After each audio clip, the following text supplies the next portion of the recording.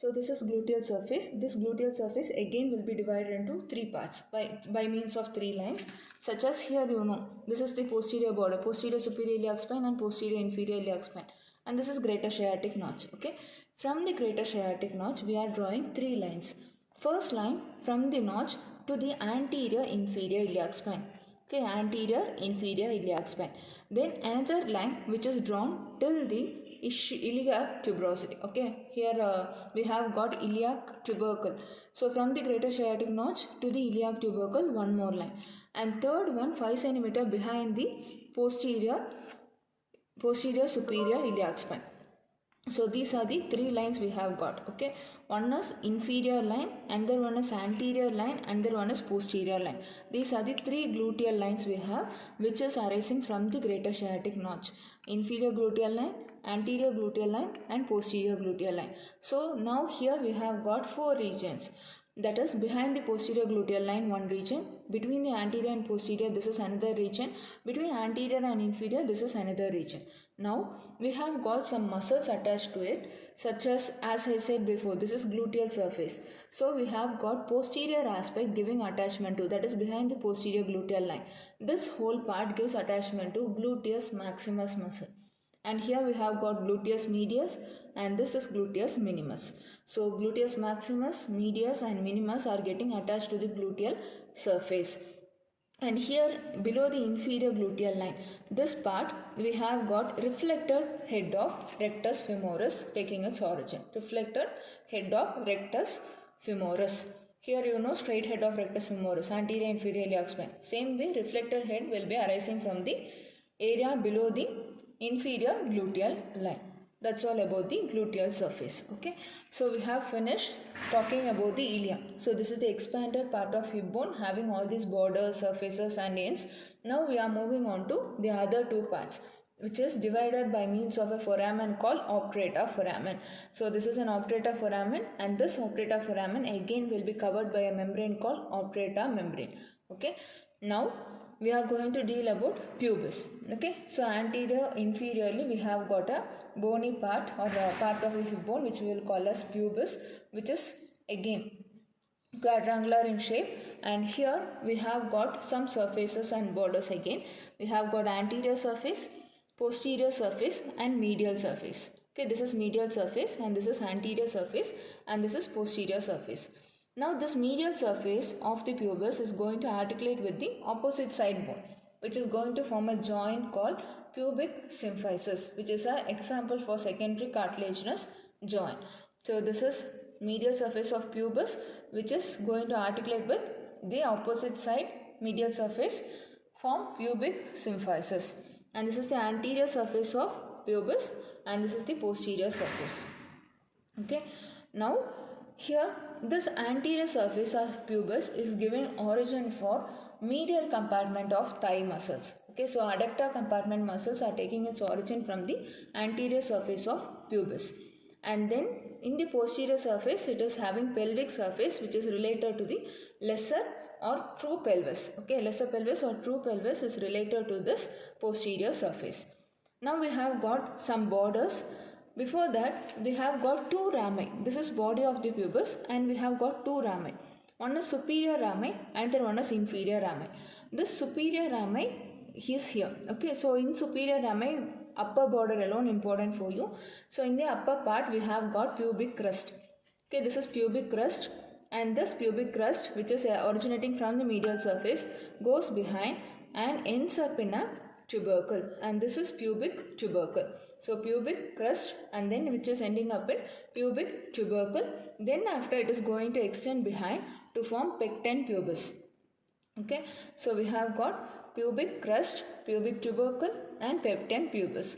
Now this pubic tubercle is giving attachment to inguinal ligament. You remember, from anterior superior iliac spine to the pubic tubercle we have got a ligament attached. So that ligament gets attached to this pubic tubercle. And then we have to talk about the inferior ramus, and this inferior ramus is going to inferior with the ramus of ischium. Okay, so this is a conjoint ramus which is joining between the ramus of ischium and the inferior ramus of pubis. Both will join together to form the conjoined ramus. Okay, ischiopubic rami we will call.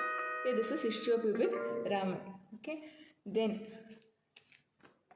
it is the ischium part. Okay, this is the ischium. So ischium is having a body and a rami. Okay, so this is body of the ischium and this is ischiopubic rami, as I already told. In the ischium we have got a tuberosity, and this one is ischial tuberosity. This is important in this. Okay, this is ischial tuberosity, and this whole of the ischial tuberosity is divided into two. One is upper quadrangular part, another one is lower triangular part. Okay, upper quadrangular and lower triangular. And here what happens is, so this is the proper position. Okay, in this position if you are seeing, this is the lower part and this is the upper part. Now here we have got one oblique line. In the upper quadrangular area we have got one oblique line which is dividing it again into two.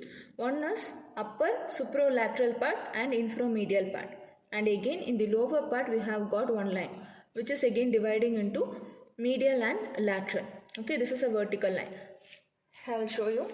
So if you are taking ischial tuberosity will be seen.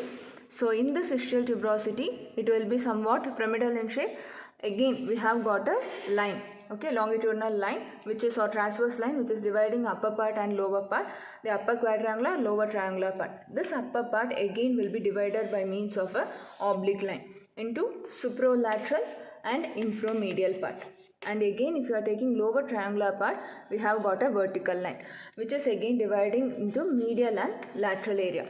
Okay, now why it is very important is, this is important, why? Because this ischial tuberosity on the whole, it is giving attachment to hamstring muscles. Okay, all hamstring muscles are taking its origin from this ischial tuberosity. Supralateral area, here we have got attachment of semimembranosus muscle. Semimembranosus muscle, and inframedial we have got attachment of semitendinosus and also long head of biceps femoris. Long head of biceps femoris. Okay, so supralateral, semimembranosus, inframedial, semitendinosus and the long head of biceps femoris. Moving on to the lower triangular area, we are dividing it into lateral and medial. So here in the medial aspect only fat will be seen, only fat deposition will be seen. In the lateral area we have got attachment of adductor magnus. So we have got attachment of adductor magnus. That's why it is considered as an important aspect where origin of all the posterior compartment of thigh muscles are happening in this region. Okay, and it is also one among the rule of hamstring muscles. Okay, and these are the details you have to remember in ischium. Okay, and then ischial tuberosity, and this is conjoined ischiopubic rami. Okay, so these are the features you have to know. And in ischium, one more thing is we have got a spine over here. Okay, this spine is known as ischial spine. Okay, so this is ischial spine where we have got attachment of sacrospinous ligament present over here. Okay, which is dividing the whole of the two notches, greater sciatic notch and lower sciatic notch, into two. Okay, the upper one notch, larger notch, and the lower smaller notch. So this whole thing is upper sciatic notch, this is lower sciatic notch. Again this will be converted into a foramen by means of a, so see here we'll be having another one more ligament which we will call as sacrospinous ligament. Here we will be having sacrotuberous ligament. Okay, here sacrotuberous and here sacrospinous ligament will be seen. So which is again converting into foramen, greater sciatic foramen, lesser sciatic foramen. From the greater sciatic foramen we have got some structures coming, such as you might have studied in gluteal region only. We have got pins and pin structures such as, so again we have got greater sciatic notch and lesser sciatic notch. This is ischial spine. Okay, so from the greater sciatic notch we will be having some structures coming out, such as posterior femoral cutaneous nerve, posterior femoral cutaneous nerve, and then after inferior gluteal vessels and nerve, and then one more structure, nerve to quadratus femoris, and one more structure which is a thick nerve. Okay, thick nerve, that is sciatic nerve. Okay, and now some structures which will arise from the greater sciatic nerve notch and goes inside. Okay, those are three structures. Again, PIN you have to remember. One is pudendal nerve, another one is internal pudendal vessels, and this is nerve to obturator internus. Okay, this one you can remember as PINS. So pins and pin structure. Okay, these are the structures coming out from greater sciatic notch. So these are the details you have to remember, and moving on to the next part, that is acetabulum. Okay, this is a cup-shaped cavity which is similar to the clinoid cavity in upper limb, and in this acetabular cavity you can make out two parts. Okay, one is articular part. This part which we are having concavity, this is articular part, and this is the non-articular part. Okay, in this articular part we will be having head of the femur articulating. Head of femur is going to articulate in this part, and in the lower part here we have got only pad of fat or fibrofatty tissues present. Okay, so acetabular fat will be seen over here. Both the articular surface ends of the acetabulum are going to be attached by means of a ligament called transverse acetabular ligament. Okay, which is going to convert the whole of this area into acetabular foramen.